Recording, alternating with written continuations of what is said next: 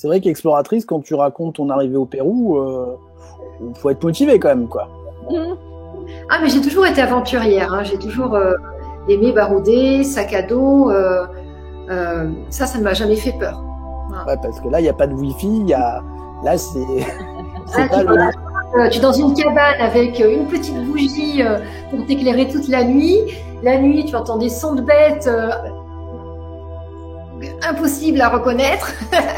Et voilà, tu es plongé vraiment dans la jungle, tu es au cœur de la jungle. C'est ça qui est beau aussi, tu déconnectes de ton univers parisien,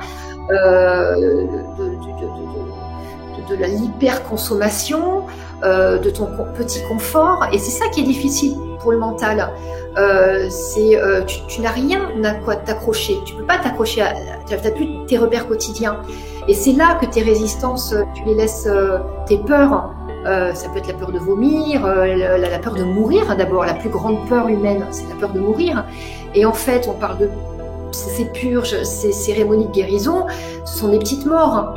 Ce serait intéressant d'ailleurs de faire le parallèle entre, je pense, les expériences de mort imminente et ce qui peut se passer en cérémonie.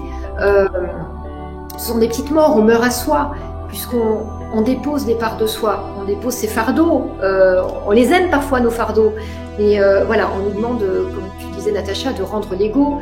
La définition du chaman, c'est l'intermédiaire entre les mondes physiques, les mondes visibles et les mondes invisibles, et en fait, il s'offre, ou il est, c'est ça, il est appelé en fait, il incorpore des énergies ou des esprits qui peuvent être des esprits d'animaux, des esprits de végétaux, d'autres esprits. Et en fait, ce sont ces esprits qui travaillent à travers lui. Moi, il m'arrive, même en consultation, je travaille beaucoup avec le son aussi, le chant, et d'avoir des chants spontanés qui sortent, qui ne sont pas tout à fait ma voix, ce ne sont pas mes mots, ce sont des mélodies que je ne connais pas, des paroles que je ne connais pas, et c'est ce qu'on envoie à la personne en face de moi. Et donc là, il se passe bien quelque chose, et certains me disent aussi parfois dans mon regard, en consultation, qu'il y a quelque chose qui change. Quelque chose qui passe, ouais.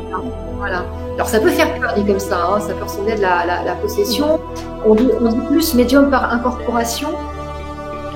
Voilà, en tout cas aujourd'hui, c'est la façon dont je travaille. Ça peut évoluer ensuite, hein, rien n'est figé. Hein. Moi, je me vois comme une exploratrice et des mondes visibles et invisibles, hein, mais dans un an, un autre discours, je ferais peut-être tout autre chose, je travaillerais différemment. Aujourd'hui, c'est ainsi.